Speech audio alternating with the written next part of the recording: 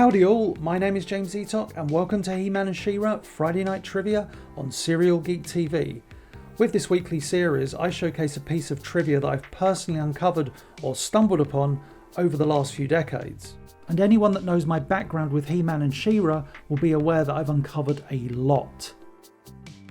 And now for your enjoyment, I present to you She-Ra's life-saving decision. Over the last 25 years of my never-ending quest to preserve and showcase all of the behind-the-scenes material for He-Man and She-Ra, I have stumbled upon many an unproduced episode or abandoned story premise. Sometimes I can breathe a sigh of relief that a certain episode never made it into production, and on other occasions it can be incredibly frustrating to read about an episode that I know would have been a classic. Especially when we take into consideration that certain other episodes were greenlit that weren't all that great. Wild child.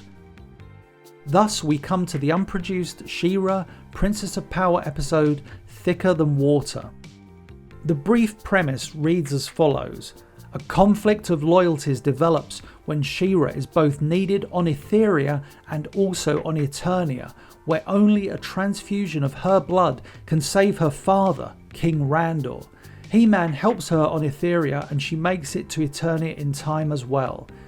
I don't think 3 lines of text have ever created such a wealth of visions when it comes to He-Man and She-Ra's storytelling. One has only to think of the amount of characters, important characters, that could have been a part of this episode. I doubt Skeletor would have been involved, but to see the royal family so prominently featured in the episode would have been delightful. Crossover episodes were always a highlight of the She-Ra series, and so too were episodes that dealt with real emotional weight and heightened drama, and I think it's fair to say that Thicker Than Water would have been a highly memorable episode, if not a classic, had it been produced.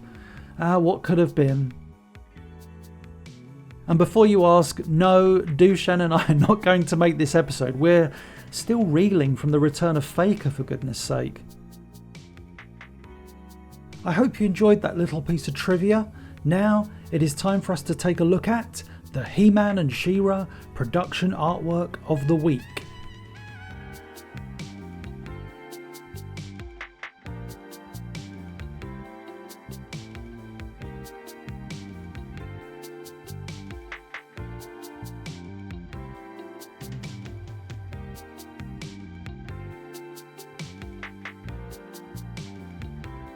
And that's it for this week. Thank you for watching.